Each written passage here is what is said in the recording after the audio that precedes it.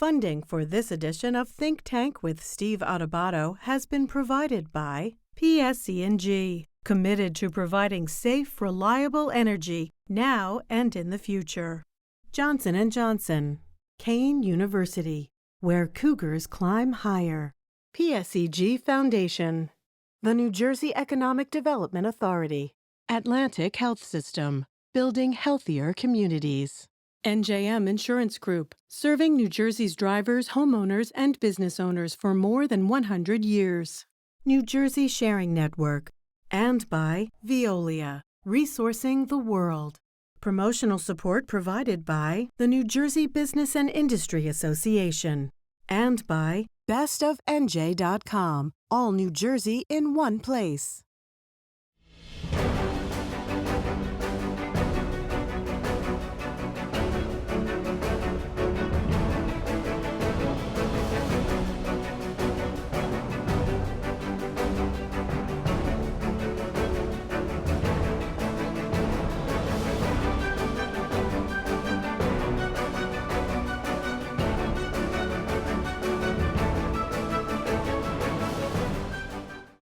Hi, everyone. Steve Adubato. Thank you so much for watching us right here on News 12 Plus. We're going to tee up this program you're about to see, and one of the interviews will be with the president of the BPU, the Board of Public Utilities, and she's here right now. Christine Guhl-Sadovy is the president of New Jersey Board of Public Utilities, otherwise known as the BPU. Christine, so good to have you with us. Thank you, Steve. It's nice to see you.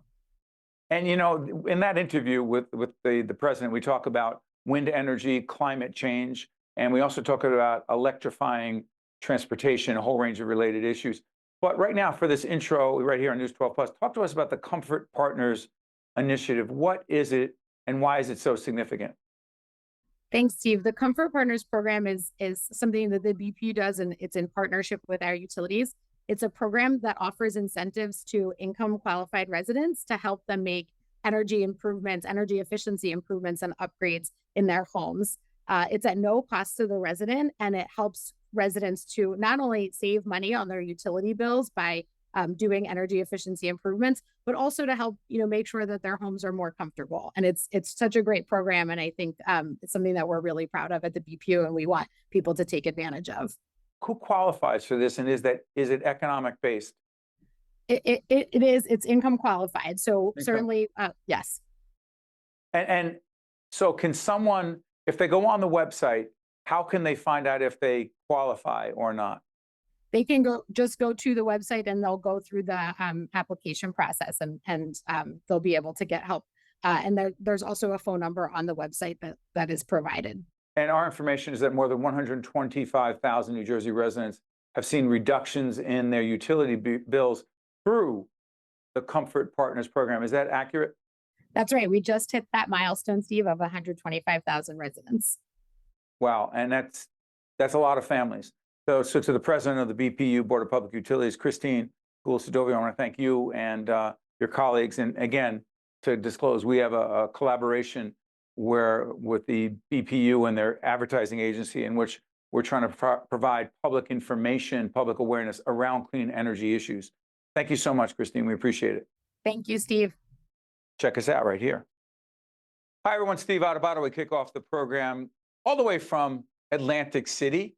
We have the mayor of the great city of Atlantic City, Mayor Small, Marty Small. Mayor, good to have you with us again. Yes, my pleasure to be with you, Steve, and your viewing audience. And it's a great day here in the city of Atlantic City. Can we say great day? It is a great day. And I was expecting that from you. I went back and looked at the last interview we did, and I said, the mayor's always upbeat and positive. He forces the rest of us to be as well, and that's a good thing. Mayor, do this for us. Talk about food insecurity issues in Atlantic City, A, and B, is there still no supermarket in Atlantic City, which is devastating on so many levels, please? Yes, we have currently food insecurities here in the great city of Atlantic City. We had the EDA through the governor invest $5 million to help out the situation temporarily. Last week, I went out to the Back Maryland section of the city, and they have a bus, which is a mobile grocery store, and it will be out there 2 days a week. The prices are fairly good. Listen, to put it blunt, we fail with the supermarket. When I say we, we as a collective whole, you know, with the city, we had a deal in place with ShopRite. I know. It just didn't work with the rising cost of construction. One thing led to another. And, you know, we let the residents down. However, we did put out another request for proposal with CRDA, which came back insufficient. And we still are committed to bring a name brand grocery store here for the good people of Atlantic City. And the CRDA, if I'm not mistaken, is the Casino Redevelopment Authority. The Casino Reinvestment Development Authority, yes. Mayor, talk to us about public safety. There's a $5 million camera installation initiative in Atlantic City. What is that initiative all about? A, and B, what impact would it have on reduction of crime, please? Yes, it's going to have a tremendous impact. All major crime statistics are down. We want to continue that. And we look at the great city of Atlantic City. We are an international tourist destination. And we want to give our cops, firemen and women in the Atlantic City Police Department, all the tools that are conducive for, you know, clean and safe streets here in the great city of Atlantic City. And I believe that this project will do just that.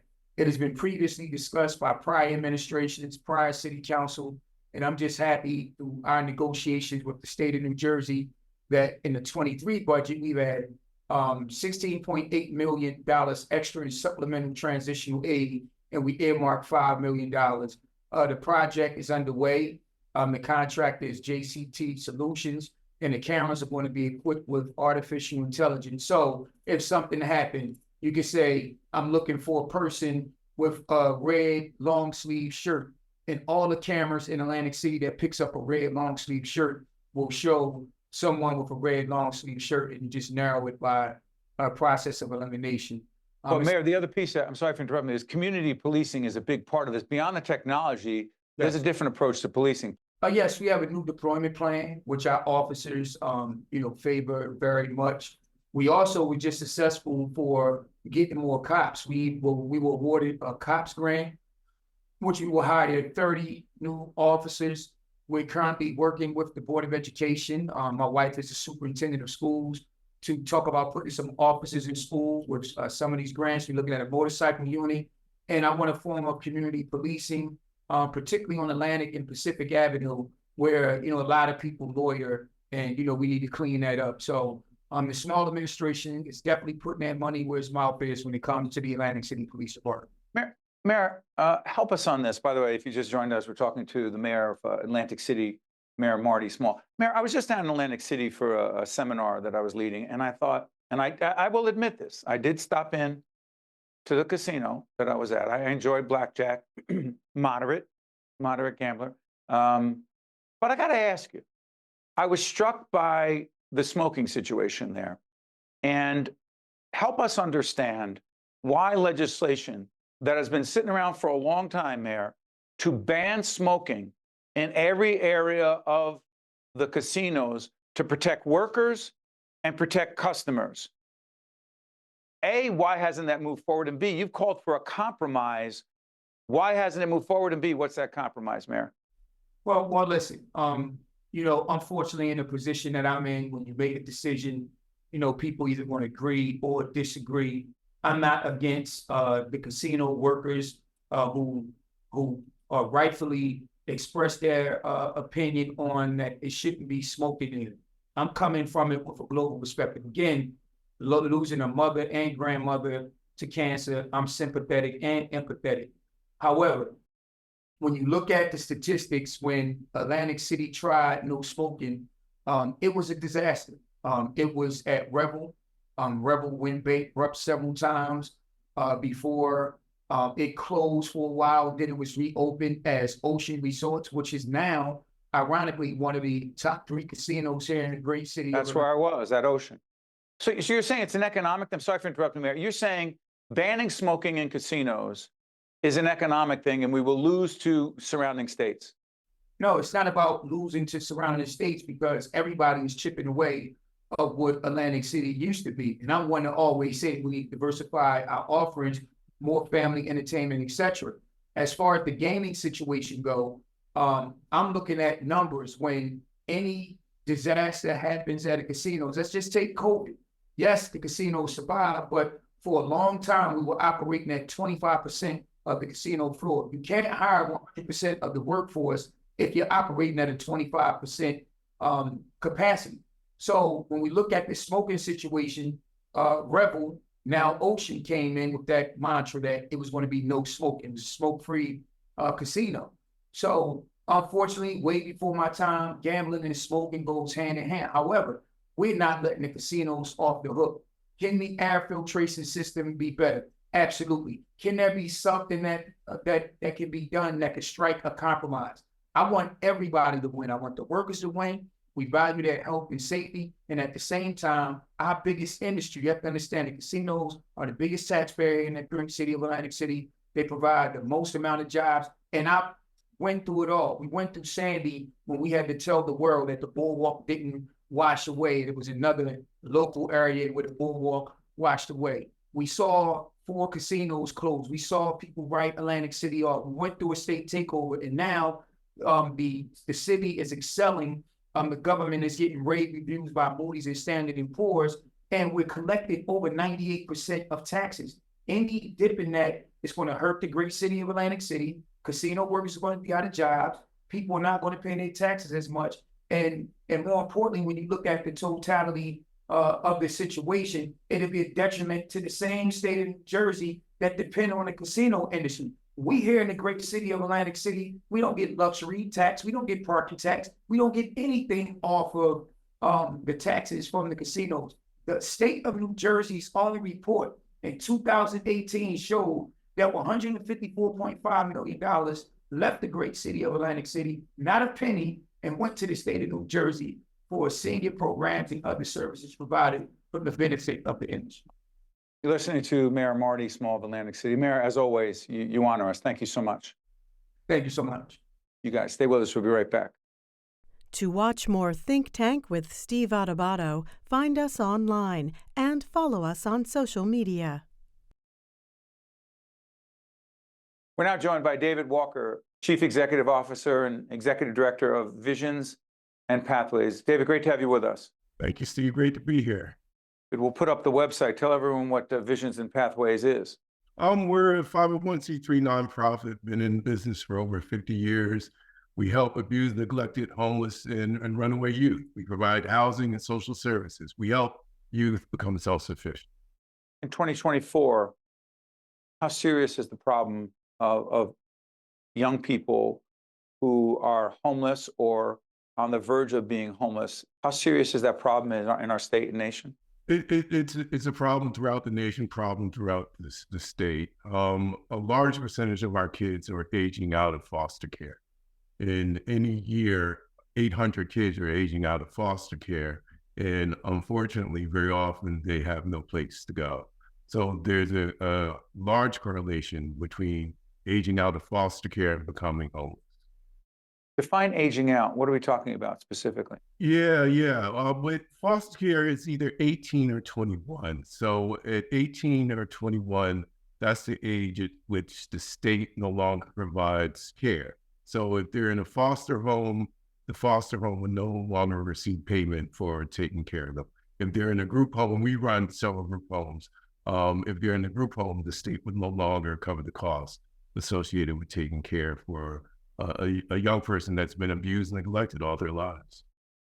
We ask virtually everyone who comes on with the impact of COVID or the impact of COVID on their work they do and the people they serve.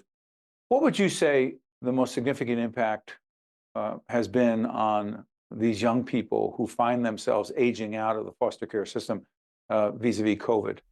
Yeah, our kids are similar to kids throughout the nation, an increase in depression and anxiety.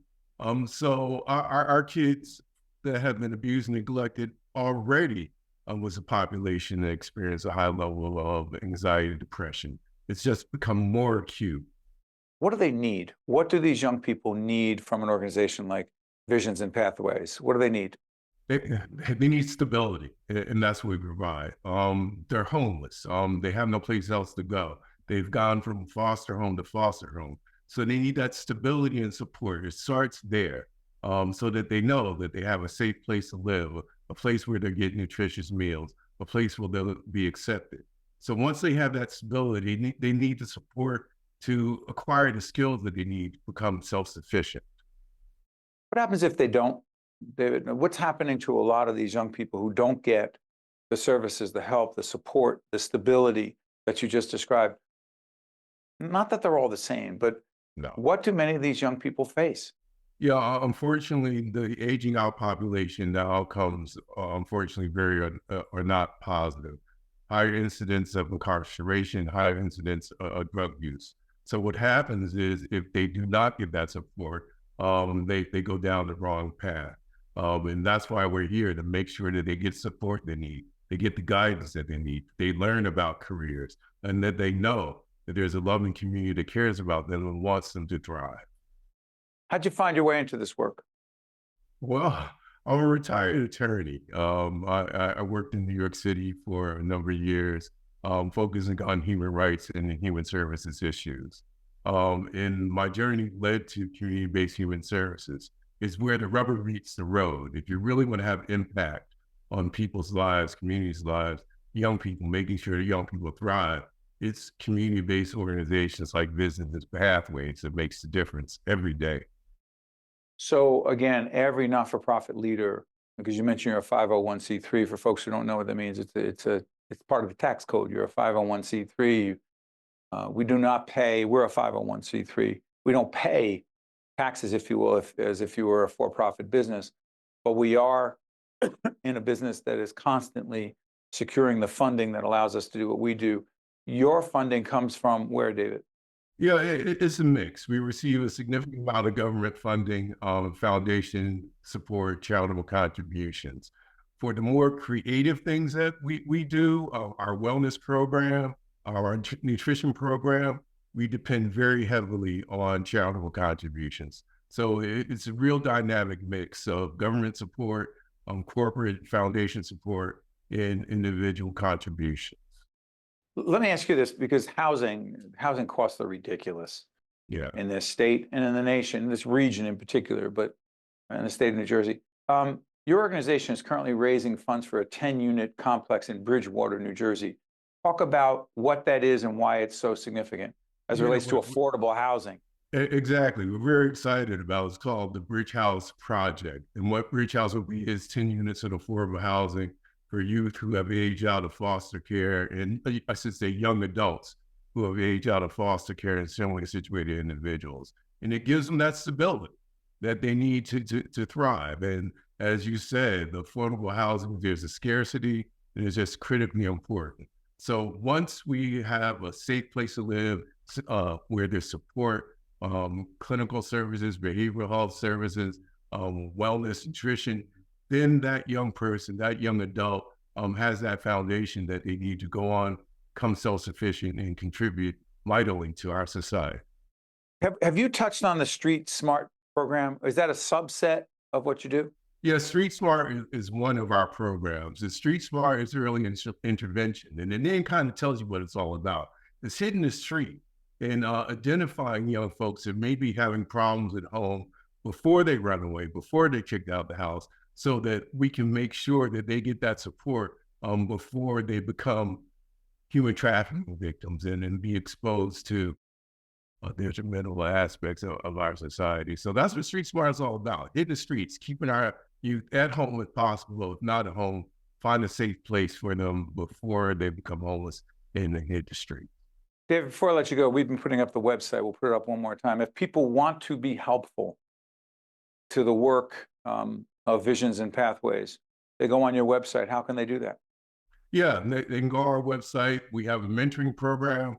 We depend very heavily on volunteers and charitable contributions. We have a number of properties throughout Somerset County and some in the other counties. Just upkeep of those properties is quite expensive, but we have corporations, faith-based organizations that come in and do painting, beautification, help us cut expenses. So our mentoring program, helping us to maintain our properties, and just really working with our youth hands-on. There are a number of things that people... Real quick, again, before I let you go, you said mentoring. What does that mean? Define that for folks. Yeah. We have 3 mentoring programs. Journey to Manhood for young men, Jewels for young women, and Skittles for our LGBTQ youth. And a large percentage of homeless youth are LGBTQ. and it's groups. So it's about people sharing their experiences. A number of our mentors have come from similar backgrounds as our youth. So they tell about their life journey, the hardships that they encountered and how they have overcome those hardships to be successful. So it's all about, I've been down that path too. I know you can make it because I made it. David Walker and his team are doing important work every day. He's the CEO and executive director of Visions and Pathways, part of our Making a Difference series featuring not-for-profit organizations and leaders making a difference every day, particularly in the lives of those who are struggling and been dealt a pretty terrible hand, and they just need someone to reach out and be helpful. Thank you, David. We appreciate it. We'll continue the conversation with you in the future. Thank you so much. You guys stay with us. We'll be right back. To watch more Think Tank with Steve Adubato, find us online and follow us on social media. Do you know someone who's done something extraordinary for others, whether a community service or an act of heroism? That person may be a candidate for the Raspberry Award for making a difference. Help us pay it forward by honoring New Jersey's unsung heroes in their efforts to make a difference in the lives of others.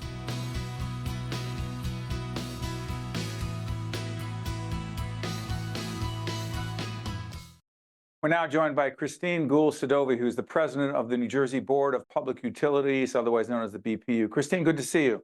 Good to see you, Steve. So let's start with this.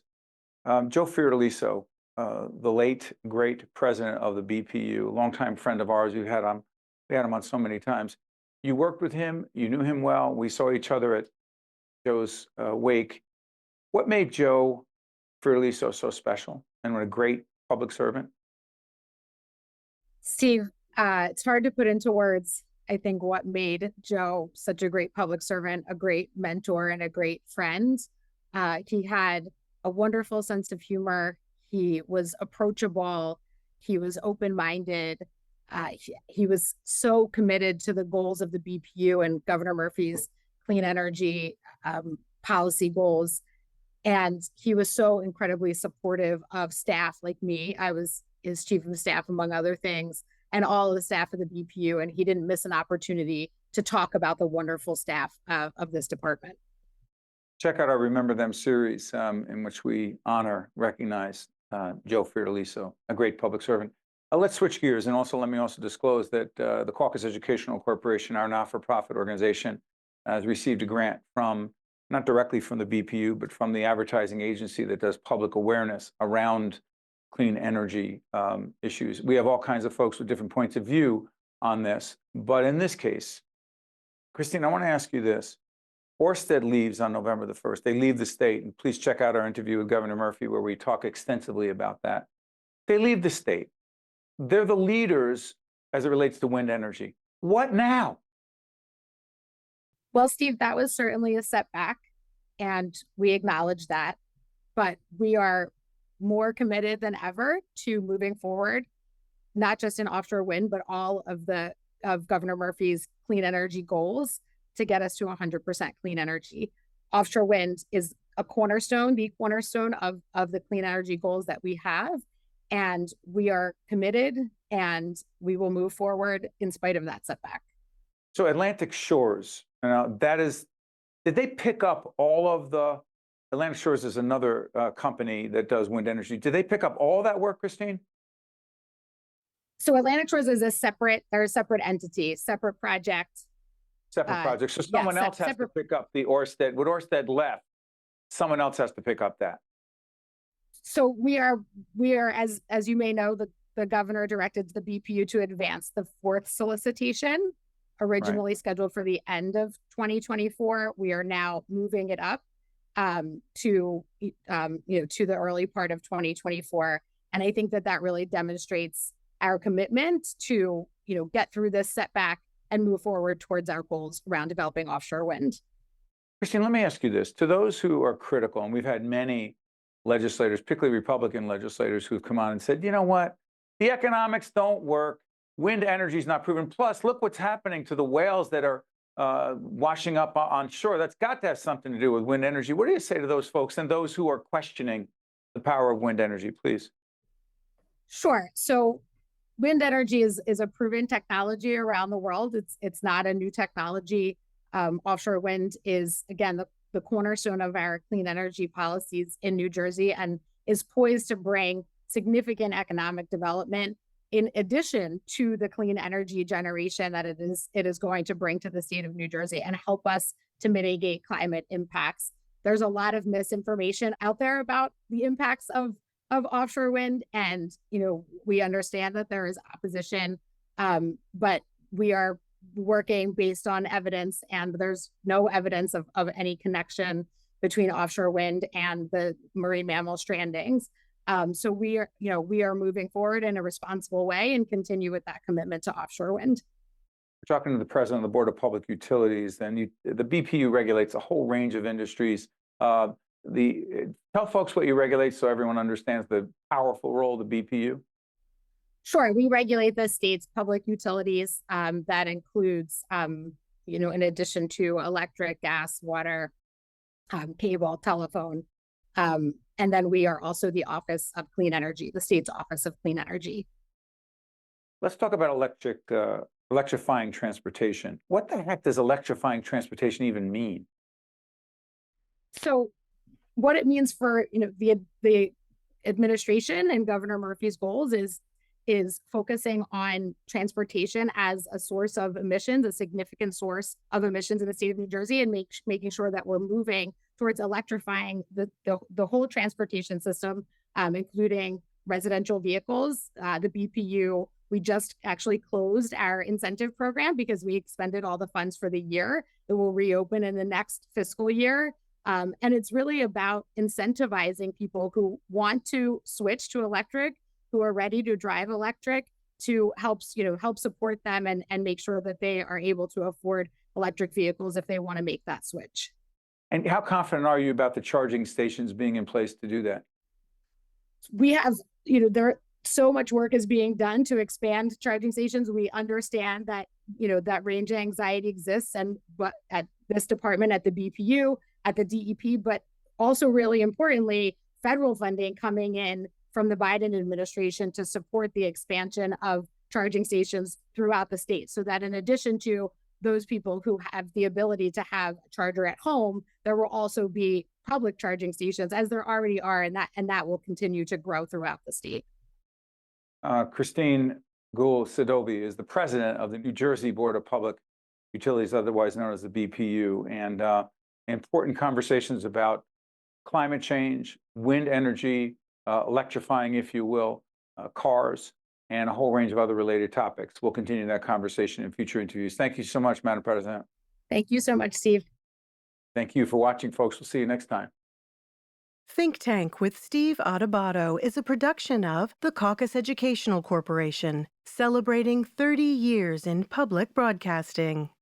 Funding has been provided by PSE&G, Johnson & Johnson, Kane University, PSEG Foundation, the New Jersey Economic Development Authority, Atlantic Health System, NJM Insurance Group, New Jersey Sharing Network, and by Veolia. Promotional support provided by the New Jersey Business and Industry Association and by bestofnj.com. Do you know someone who's done something extraordinary for others, whether a community service or an act of heroism? That person may be a candidate for the Raspberry Award for making a difference. Help us pay it forward by honoring New Jersey's unsung heroes in their efforts to make a difference in the lives of others.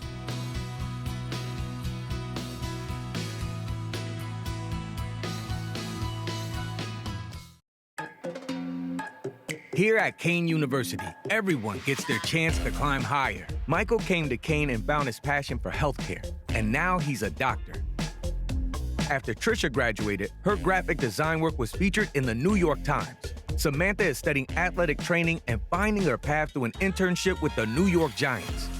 Real students, real stories, real success. Cougars climb higher. Kane University. Most people don't think about where their water comes from, but we do. Veolia. More than water. Resourcing the world.